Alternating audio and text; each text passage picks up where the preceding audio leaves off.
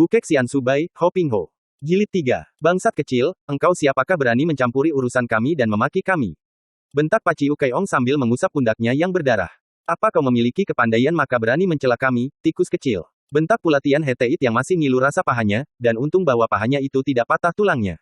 Laki-laki itu melangkah maju menghampiri mereka dengan langkah tegap dan sikap sama sekali tidak takut, bahkan wajahnya itu berseri-seri memandang mereka seorang demi seorang.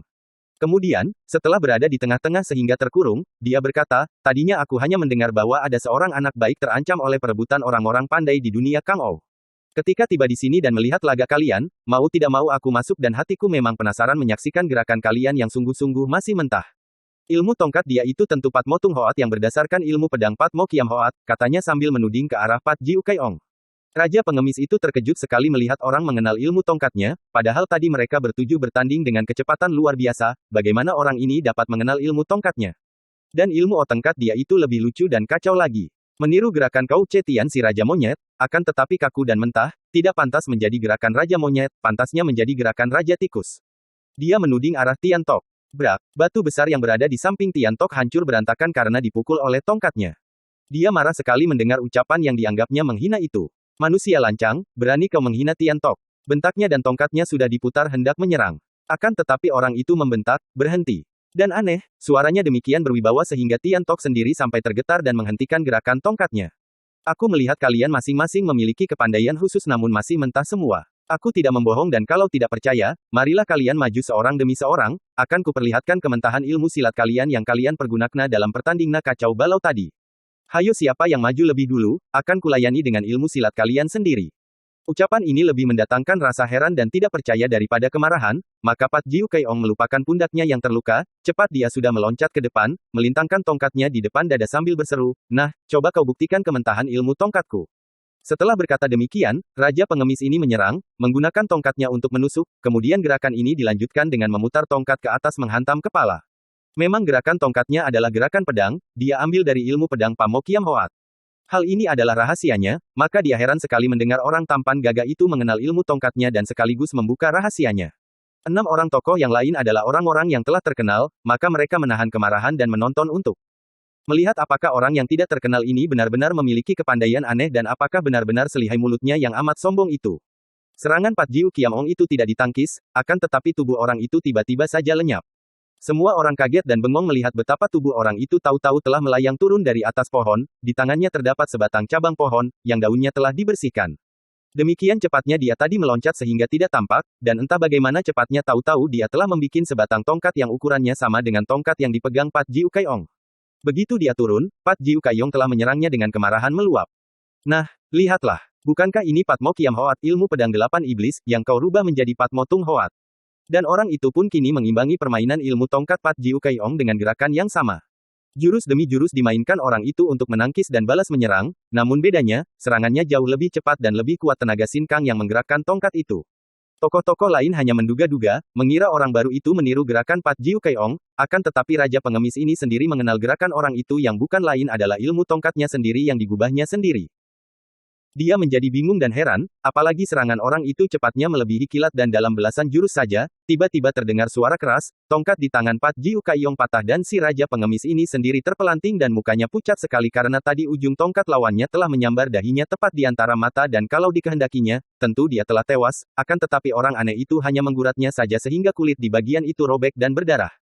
Tahulah dia bahwa dia telah berhadapan dengan seorang yang memiliki ilmu kepandaian yang jauh melampuinya, tahu pula bahwa nyawanya diampuni maka tanpa banyak cakap dia lalu mundur dan berdiri dengan muka pucat dan mulut berbisik, aku mengaku kalah.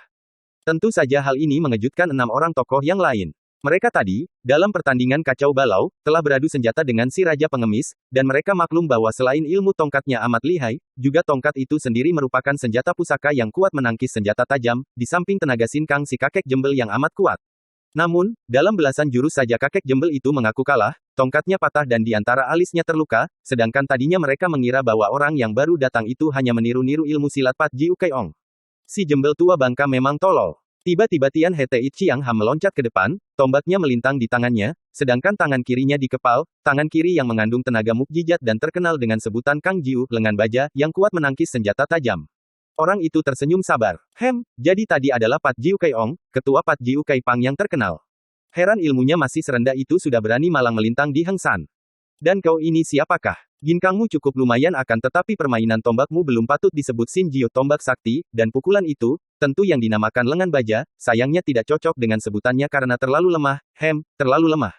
Muka Chiang Ham menjadi merah sekali saking marahnya. Sudah menjadi kebiasaannya kalau dia lagi marah, matanya mendelik dan kumisnya yang jarang itu bergoyang-goyang menurutkan bibir atasnya yang tergetar. Si keparat sombong, tahukah engkau dengan siapa engkau berhadapan? Aku adalah Tian He Teit, nomor 1 sedunia, ketua dari Kang Jiu Pang di Sichuan. Bersiaplah untuk mampus di tanganku. Kembali orang itu meloncat ke atas, kini semua orang yang sudah memperhatikan seluruh gerak-geriknya melihat bahwa orang itu benar-benar memiliki ginkang yang sukar dipercaya. Hanya dengan mengenjot ujung kaki, tubuhnya melesat dengan kecepatan yang luar biasa sekali, lenyap ke dalam pohon besar dan tak lama kemudian sudah melayang turun membawa sebatang cabang yang panjangnya sama dengan tombak di tangan Chiang Ham, bahkan ujungnya juga sudah diruncingkan, entah bagaimana caranya. Nah, coba mainkan ilmu tombakmu dan pukulan lengan bajumu yang masih mentah itu. Tian He Teit Chiang Ham bukan main marahnya. Sambil mengeluarkan gerengan keras dia menerjang, tombaknya bergerak dahsyat sehingga mata tombak berubah menjadi belasan banyaknya, semua mata tombak itu seolah-olah menyerang bagian-bagian tertentu dari lawannya.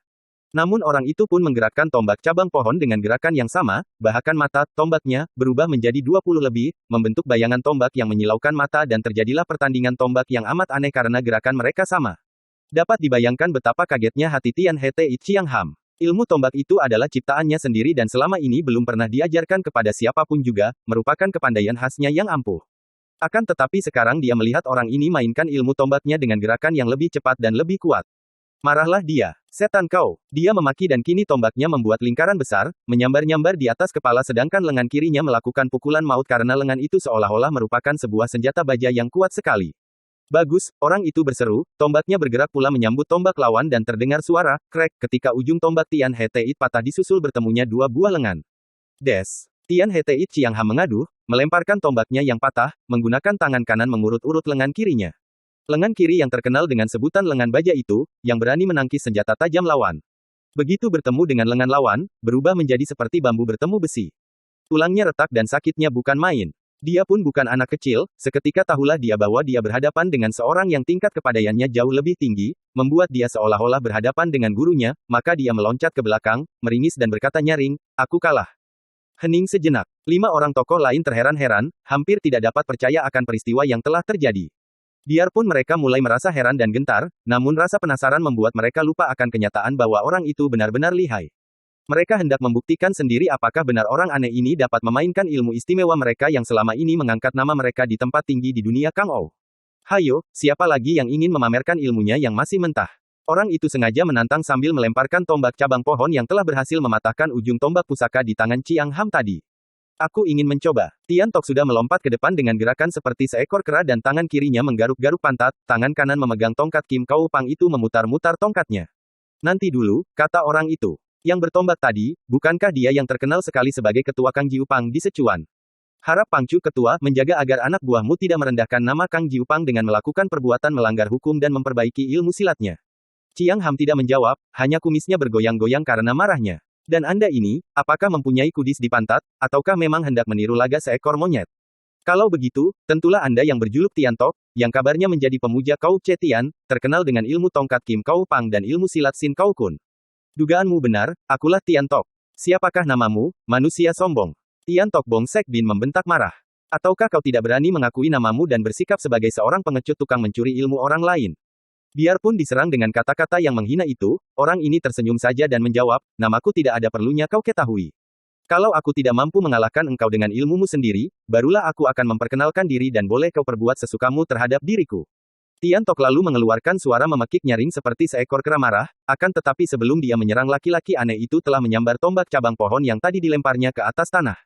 Tombak itu panjang dan sekali dia menggerakkan jari tangannya, ujung tombak cabang yang runcing itu telah patah dan berubahlah tombak itu menjadi sebatang tongkat yang panjangnya sama dengan Kim Kau Pang di tangan Tian Tok. Tian Tok sudah menerjang dengan gerakan lincah sekali. Kim Kau Pang di tangannya diputar-putar sedemikian rupa, mulutnya mengeluarkan pekik-pekik dahsyat dan tubuhnya sampai lenyap terbungkus gulungan sinar tongkat sendiri.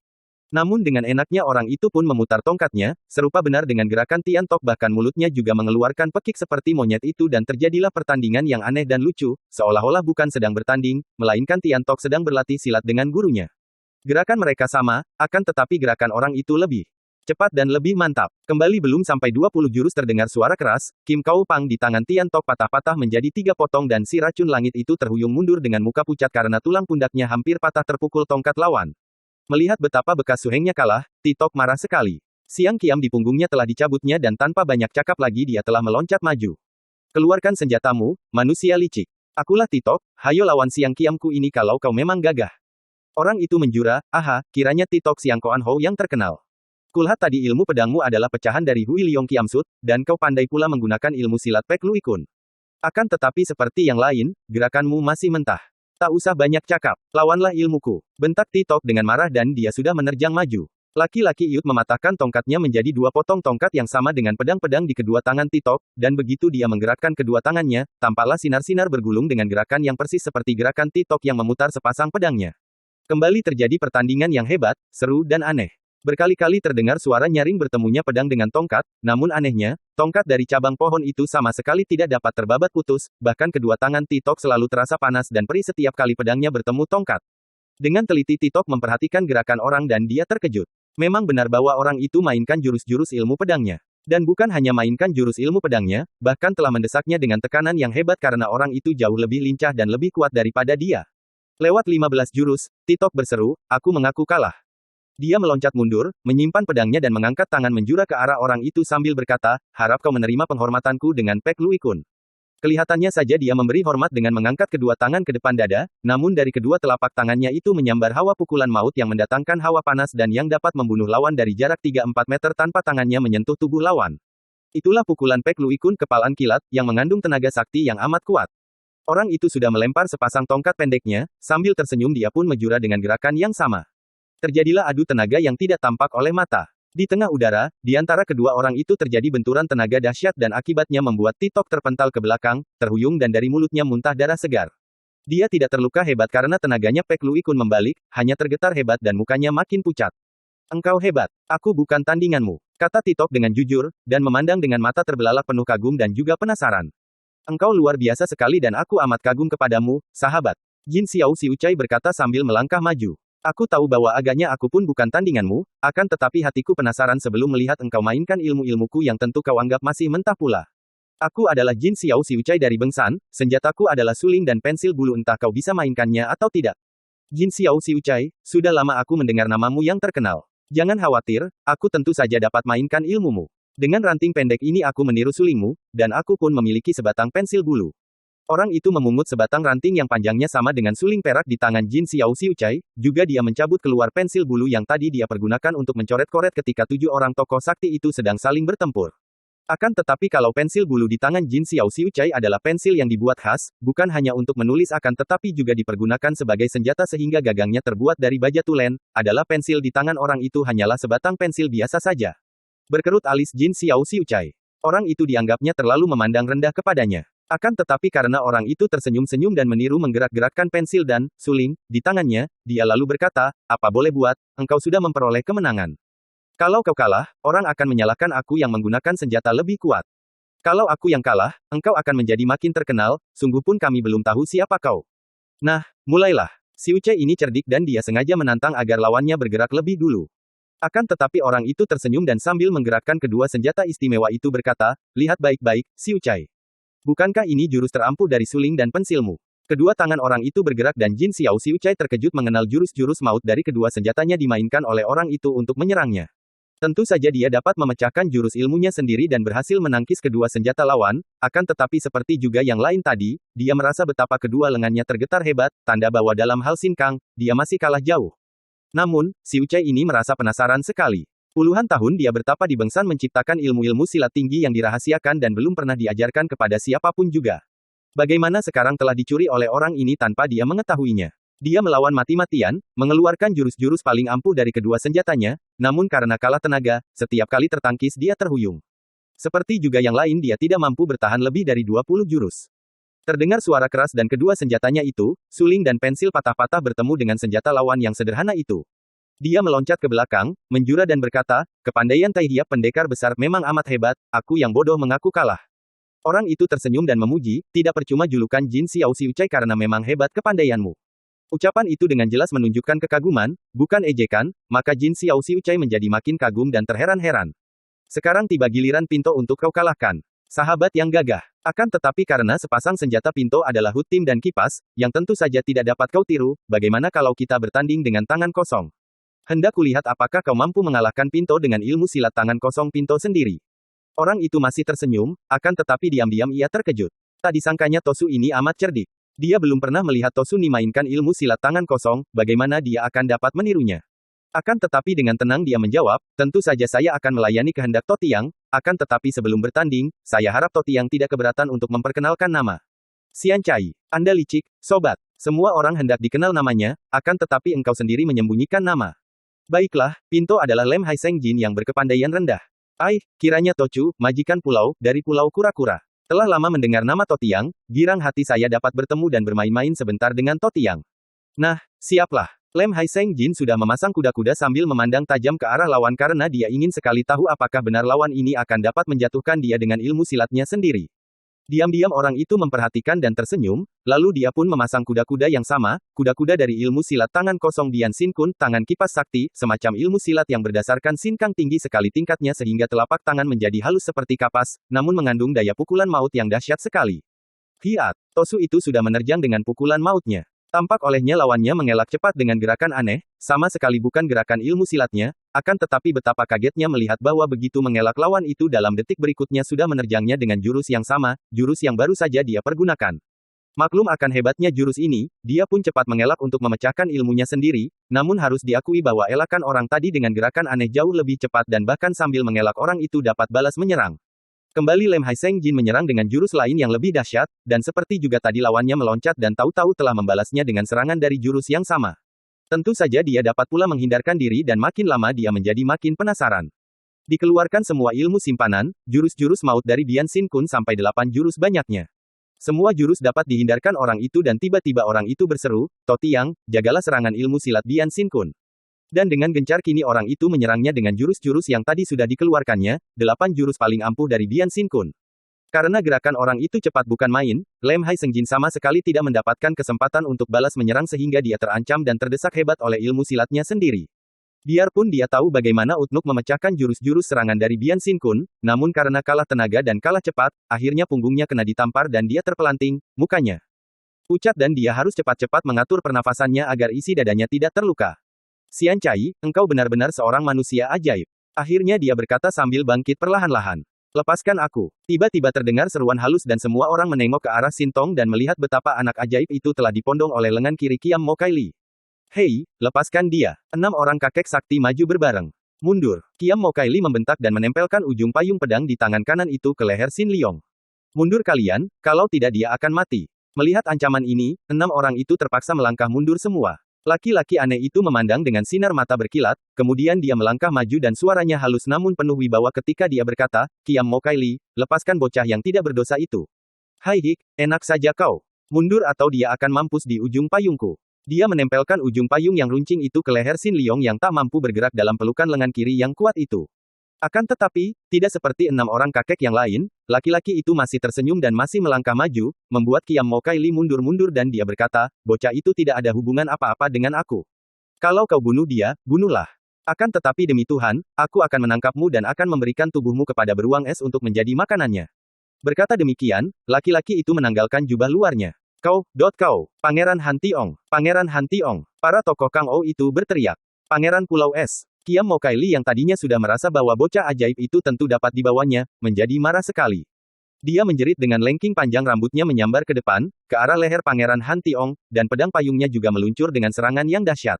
Laki-laki itu, yang disebut Pangeran Han Tiong, tenang-tenang saja, tidak mengelak ketika ujung rambut yang tebal itu seperti seekor ular membelit lehernya, akan tetapi ketika pedang payung berkelebat menusuk, dia menangkap payung itu dan sekali menggerakkan tangan pedang payung itu dan sekali menggerakkan tangan pedang payung itu membabat putus rambut yang melibat lehernya. Tangannya tidak berhenti sampai di situ saja. Selagi Kiam Mo Kai Li menjerit melihat rambut yang dibanggakan dan andalkan itu putus setengahnya, kedua tangan Pangeran Han Tiong bergerak, dan tahu-tahu tubuh Sin Liong dapat dirampasnya setelah lebih dulu dia menamparkan punggung wanita iblis itu sehingga tubuh Kiam Mo Kai Li menjadi lemas dan seperti lumpuh. Dengan Sin Liong dalam pondongan lengan kirinya, kini Pangeran Han Tiong membalik dan menghadapi 7 orang itu, tidak mempedulikan Kiam Mo Kai Li yang mengeluh dan merangkak bangun. Apakah masih ada di antara kalian yang hendak mengganggu anak ini? Sekali ini aku tentu tidak akan bersikap halus lagi. Xian Cai. Lem Hai Xian Jin menjura, harap Ong Ya maafkan Pinto yang tidak mengenal Ong Ya sehingga bersikap kurang ajar. Maafkan aku, Pangeran. Maafkan saya. 6 orang kakek itu menggumam maaf, hanya Kiam Mo Kai Li saja yang tidak minta maaf, bahkan wanita ini berkata, Pangeran Han Tiong, kau tunggu saja, Kiam Mo Kai Li tidak biasa membiarkan orang menghina tanpa membalas dendam. Terserah kepadamu. Aku selalu berada di Pulau Es. Nah, pergilah kalian, orang-orang tua yang tak tahu diri, tega mengganggu seorang bocah. Dengan kepala menunduk, 7 orang tokoh Kang Ou yang namanya terkenal itu meninggalkan hutan seribu bunga. Karena mereka mempergunakan kepandaiannya, maka hanya nampak bayangan-bayangan mereka. Berkelebat dan sebentar saja sudah lenyap dari tempat itu. Berbahaya. Han Tiong melepaskan Xin Liong dan menghela napas panjang sambil memandang bocah itu yang sudah berlutut di depannya. Lo Xianwei selain sakti dan budiman juga cerdik sekali. Xin Liong berkata memuji sambil memandang wajah pangeran itu dengan kagum. Han Tiong mengerutkan alisnya. Mengapa kau mengatakan demikian, terutama apa artinya kau mengatakan aku cerdik? Lo Xianwei mengalahkan mereka, berarti Lo Xianwei sakti sekali, Lo Xianwei mengampuni dan membiarkan mereka lolos, berarti Lo Xianwei budiman, dan Lo Xianwei tadi mencatat gerakan-gerakan mereka dan kemudian mengalahkan mereka dengan ilmu mereka sendiri yang sudah Lo Xianwei catat berarti Lo Xianwei cerdik sekali. Wajah yang gagah itu berubah, mata yang tajam itu memandang heran dan kagum, kemudian dia berkata, wah, dalam kecerdikan, belum tentu kelak aku dapat melawanmu. Akal dan kecerdikan memang amat perlu untuk mempertahankan hidup di dunia yang penuh bahaya ini.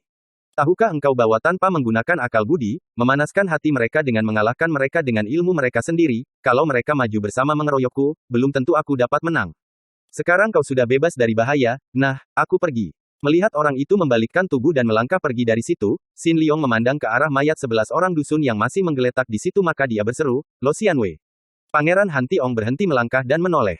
Dia merasa heran sendiri. Tidak biasa baginya untuk mentaati perintah orang kecuali suara ayahnya, raja ketiga dari Pulau Es.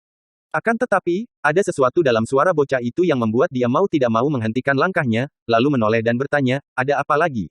Dengan masih berlutut Xin Liong berkata, Lo Xianwei, sudilah kiranya Lo Xianwei menerima Tecu sebagai murid. Han Tiong kini memutar tubuh dan menghampiri anak yang masih berlutut itu. Bocah, siapa namamu? Tecu Sikwa, bernama Xin Liong. Dengan ringkas Xin Liong lalu menuturkan tentang kematian ayah bundanya dan mengapa dia melarikan diri dan bersembunyi di hutan itu karena dia ngeri dan muak menyaksikan kekejaman manusia dan merasa mendapatkan tempat yang tentram dan damai di tempat itu. Kau ingin menjadi muridku hendak mempelajari apakah? Mempelajari kebijaksanaan yang dimiliki Lo Xianwei dan tentu saja mempelajari ilmu kesaktian. Kalau kau hanya ingin belajar silat mengapa tadi kau menolak ketika para tokoh menawarkan kepadamu agar menjadi murid mereka? Mereka itu adalah tokoh-tokoh yang memiliki kesaktian hebat. Namun Tecu masih melihat kekerasan di balik kepandaian mereka. Tecu kagum kepada Lo Xianwei bukan hanya karena ilmu kesaktian, terutama sekali karena sifat welas asih pada diri Lo Xianwei. Tapi kau hendak belajar silat, mau kau pakai untuk apa? Bukankah kau lebih dibutuhkan dan berguna berada di sini bagi penduduk sekitar Zheng Hoasan? Maaf Lo Xianwei, tidak ada seujung rambut pun hati Tecu untuk mempergunakan ilmu kesaktian dalam tindakan kekerasan. Dan tidak tepat pula kalau kepandaian Tecu di sini berguna bagi para penduduk. Buktinya, Tecu hanya bisa mengobati orang sakit, itu pun kalau kebetulan jodoh, sedangkan 11 orang ini, tertimpa bahaya maut sampai mati tanpa Tecu dapat mencegahnya sama sekali. Andai kata Tecu memiliki kepandaian seperti Lo Xianwei, apakah 11 orang ini akan tewas secara demikian menyedihkan? Tecu kini melihat bahwa menolong orang tidak hanya mengandalkan ilmu pengobatan, juga untuk menyelamatkan sesama manusia dari tindasan orang kuat yang jahat, diperlukan kepandaian. Mohon Lo Xianwei sudi memenuhi permintaan Tecu. Aku adalah seorang penghuni Pulau Es. Hidup di sana tidaklah mudah dan enak, tidak seperti di sini. Kau akan mengalami kesukaran, bahkan menderita di tempat yang dingin itu. Kesukaran apapun akan Tecu terima dengan hati rela, karena tiada hasil dapat dicapai tanpa jerih payah, Lo Xianwei. Han Tiong tersenyum. Memang dia sudah tertarik sekali melihat bocah yang dijuluki Sin Tong ini. Bocah ini sama sekali tidak mengkhawatirkan dirinya sendiri, melainkan untuk keselamatan orang lain yang lemah. Selain itu, pandang matanya yang tajam dapat melihat bahwa bocah ini memang benar-benar bocah ajaib, memiliki ketajaman otak dan pandangan yang luar biasa, juga memiliki darah dan tulang bersih, bakatnya malah jauh lebih besar daripada dia sendiri. Kalau tadinya dia tidak mau menerima bocah ini sebagai murid adalah karena dia merasa malu terhadap diri sendiri, karena kalau dia mengambil anak ini sebagai murid lalu apa bedanya antara dia dengan 7 orang yang dihalaunya pergi tadi. Akan tetapi, memang ada bedanya sekarang setelah Xin Liong sendiri yang mengajukan permohonan agar diterima menjadi muridnya. Kalau memang sudah bulat kehendakmu menjadi muridku, baiklah, Xin Liong.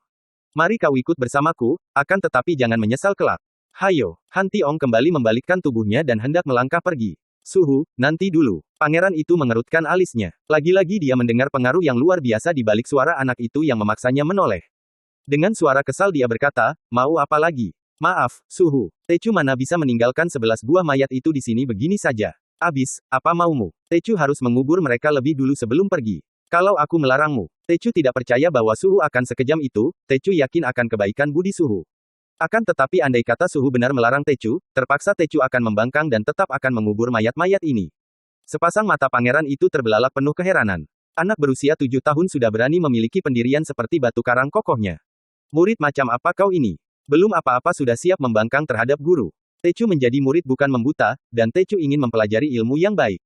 Kalau Tecu mentaati saja perintah Suhu yang tidak benar, sama saja dengan Tecu menyeret Suhu ke dalam kesesatan. Mata Han Tiong makin terbelalak.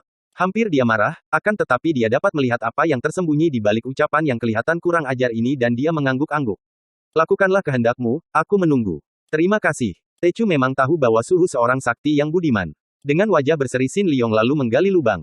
Akan tetapi karena dia hanya seorang anak kecil dan yang dipergunakan menggali hanyalah sebatang cangkul biasa yang kecil pemberian orang-orang dusun dan yang biasa dia pergunakan untuk menggali dan mencari akar obat, maka tentu saja menggali sebuah lubang untuk mengubur 11 buah mayat bukan merupakan pekerjaan ringan dan mudah. Mula-mula Han Tiong duduk di bawah pohon dan melirik ke arah muridnya itu yang bekerja keras.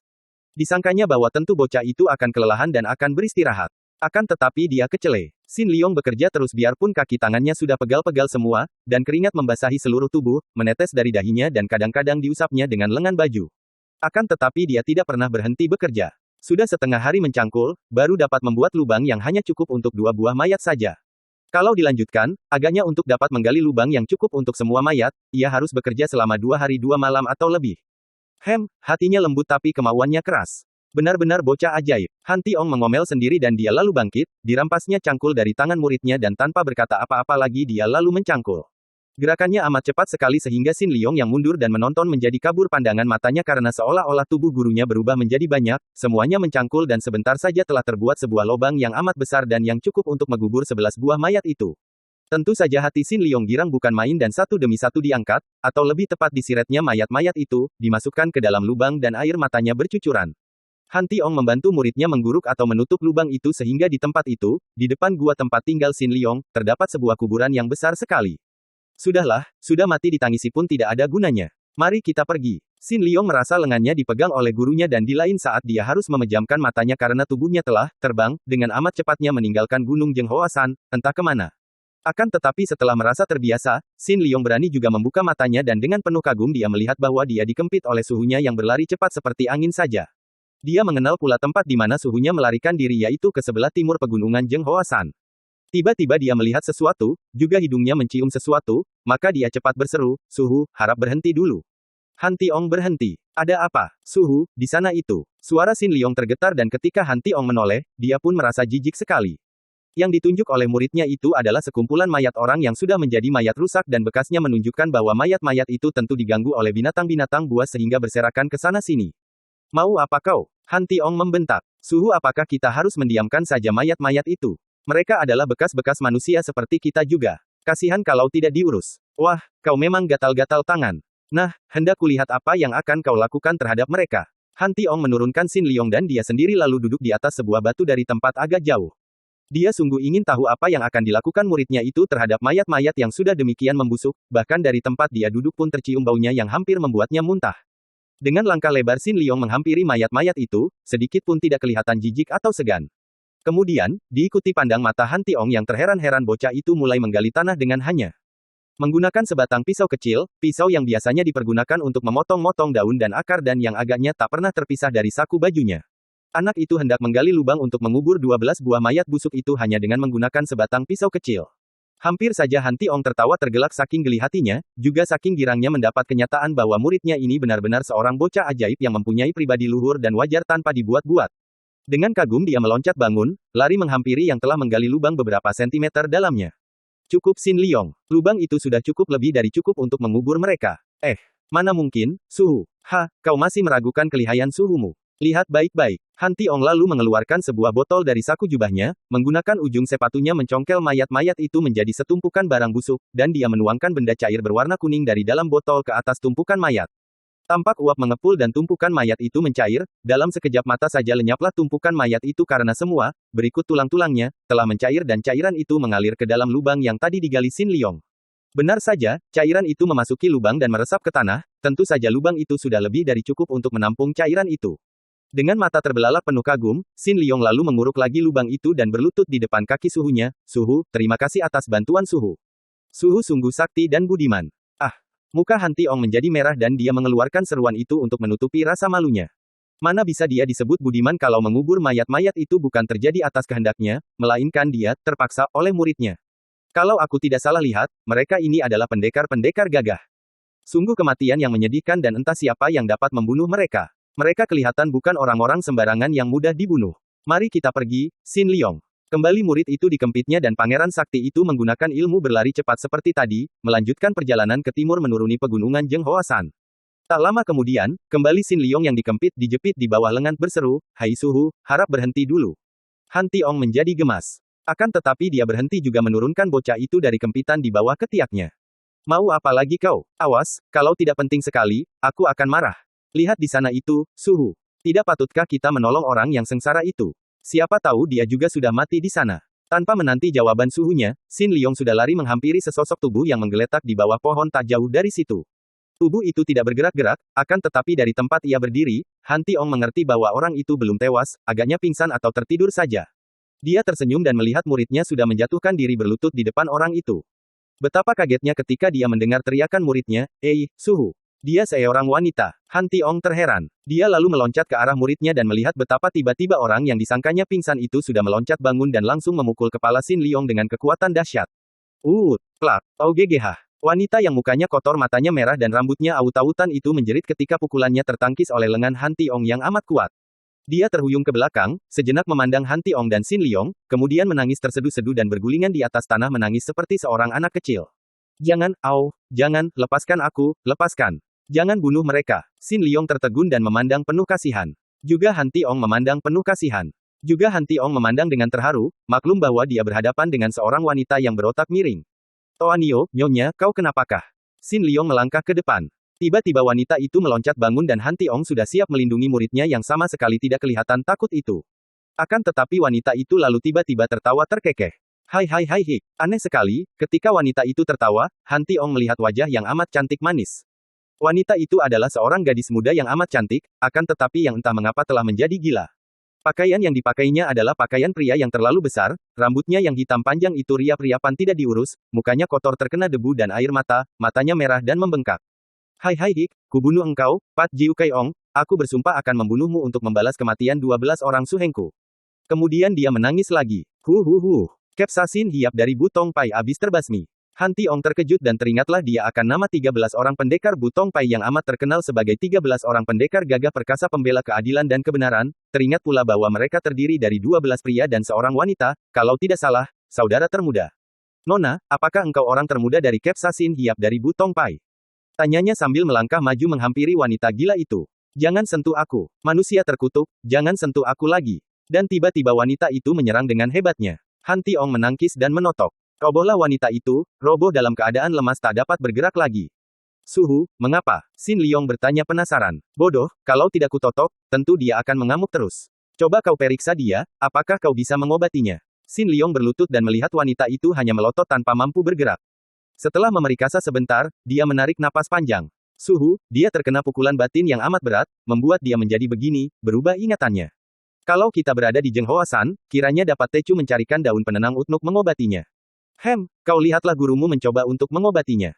Han Tiong mengeluarkan sebatang jarum emas dari sakunya, setelah membersihkan ujungnya dia lalu menghampiri wanita itu dan menusukkan jarum emasnya di 3 tempat, di tengkuk kanan kiri dan ubun-ubun.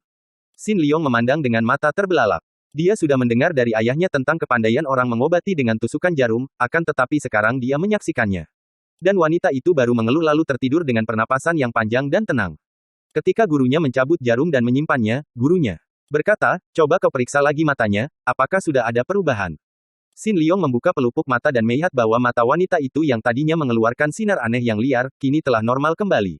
Dia cepat menjatuhkan dirinya berlutut di depan suhunya. "Suhu, Tecu seperti buta, tidak tahu bahwa Suhu adalah seorang ahli pengobatan pula.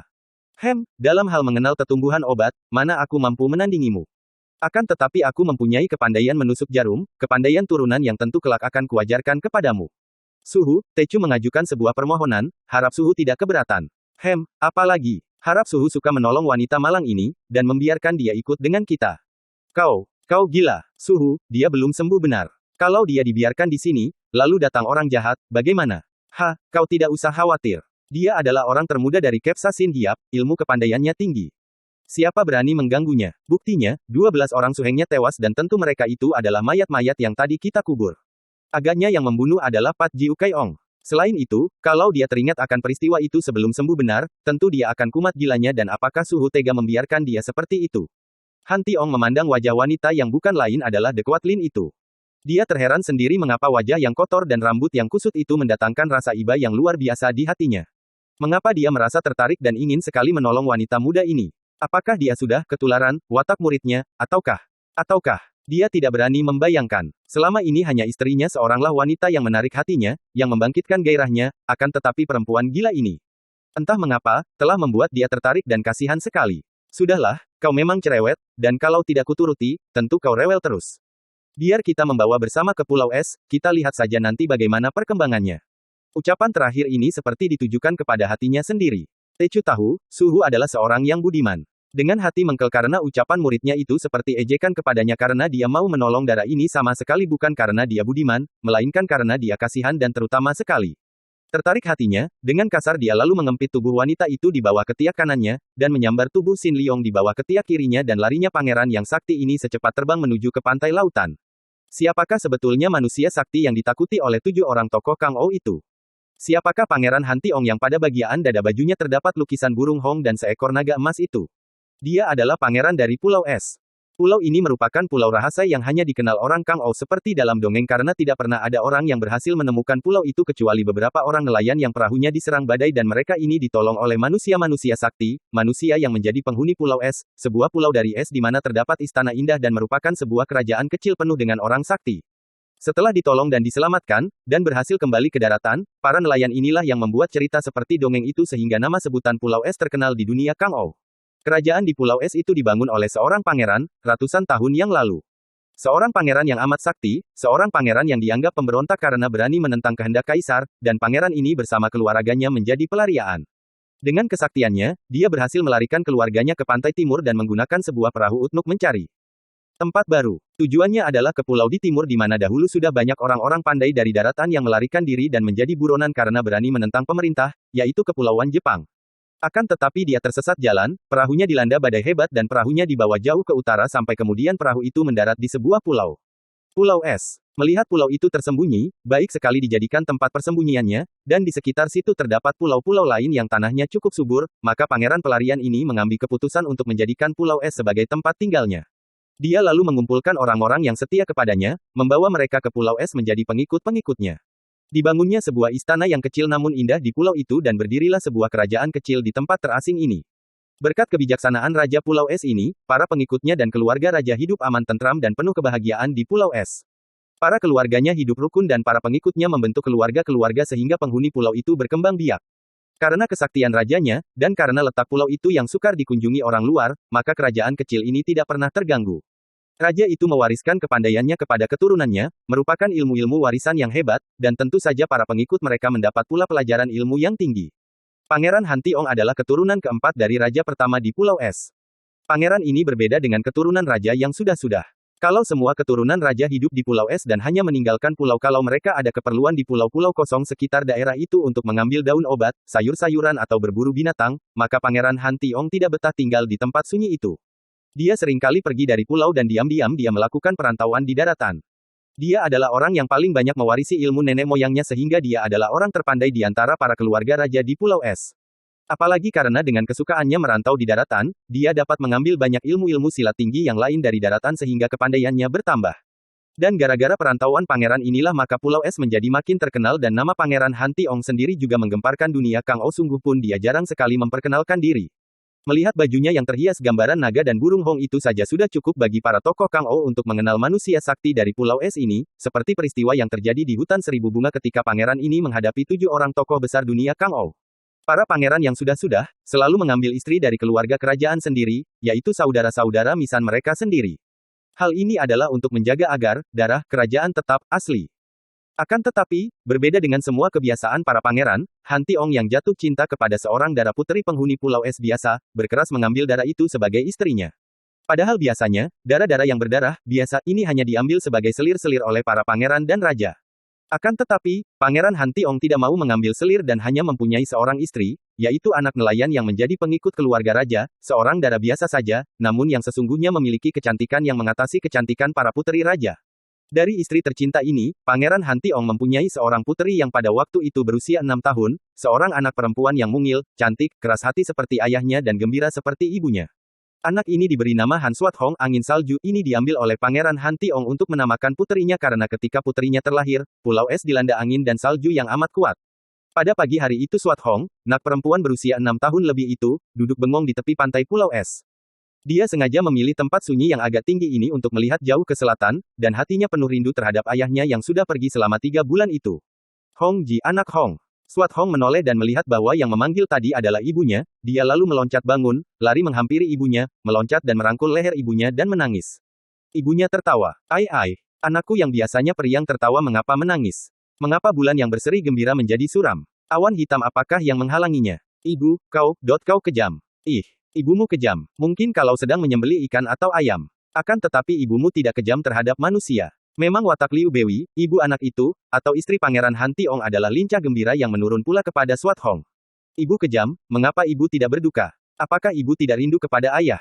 Tiba-tiba muka wanita itu menjadi merah sekali dan terasa lagi 2 titik air mata meloncat turun ke atas pipinya. Melihat ini, Swat Hong melorot turun dan bertepuk-tepuk tangan, hai, ibu menangis. Ibu juga rindu kepada ayah. Hayo, ibu sangkal kalau berani. Memang watak anak-anak, begitu melihat orang lain berduka, dia sendiri lupa akan kedukaannya dan merasa terhibur. Ibunya berlutut, memeluk dan menciuminya, akan tetapi masih bercucuran air mata. Swat Hong yang tadinya berbalik menggoda ibunya yang dianggapnya rindu kepada ayahnya seperti juga dia tadi, kini menjadi terheran dan berkhawatir. Ibu, mengapa ibu berduka? Apa yang terjadi? Apakah diam-diam ibu begitu merindukan ayah dan menyembunyikannya saja? Liu Bewi memaksa diri tersenyum dan menghapus air matanya, mengangguk-angguk sebagai jawaban karena masih sukar baginya untuk mengeluarkan suara tanpa terisak menangis. Akan tetapi puterinya itu adalah seorang anak yang amat cerdik, maka tentu saja tidak dapat dibohonginya semudah itu. Ibu ada apakah? Harap ibu beritahu kepadaku, siapa yang menyusahkan hati ibu? Akan kuhajar dia. Swat Hong mengepal kedua tinjunya yang kecil seolah-olah orang yang menyusahkan hati ibunya sudah berada di situ dan akan dihantamnya.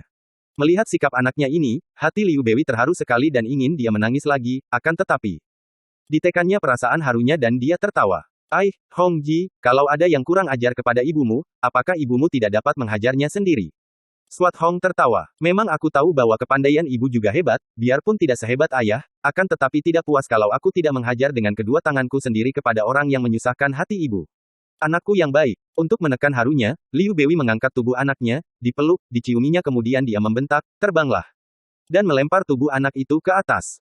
Swat Hong bersorak gembira. Itulah sebuah di antara permainan mereka. Dia senang sekali kalau dilempar ke udara oleh ibunya, terutama kalau ayahnya yang melakukannya karena lemparan ayahnya membuat tubuhnya terbang tinggi sekali. Namun kini lemparan ibunya cukup menggembirakan hatinya karena biarpun ibunya tidak sekuat ayahnya, lemparannya cukup membuat tubuhnya melambung tinggi melewati puncak pohon.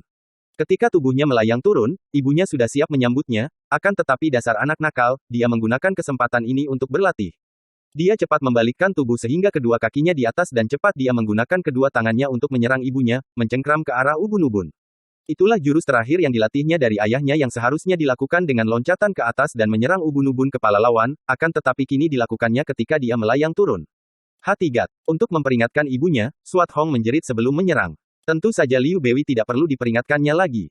Semenjak menjadi istri Pangeran Han Tiong, wanita putri nelayan yang tentu saja seperti semua penghuni Pulau Es telah memiliki dasar ilmu silat tinggi, telah digembleng oleh suaminya dengan ilmu-ilmu simpanan yang tinggi sehingga dia menjadi seorang yang sakti seperti semua keluarga kerajaan itu. Melihat kegembiraan puterinya, dia pun cepat mengelak, dari samping dia menyambar kedua lengan anaknya dan dengan bentakan nyaring kembali tubuh anaknya dilemparkan ke atas. Tubuh itu melayang tinggi dan tiba-tiba dari atas Swat Hong berteriak girang, "Hei, ibu!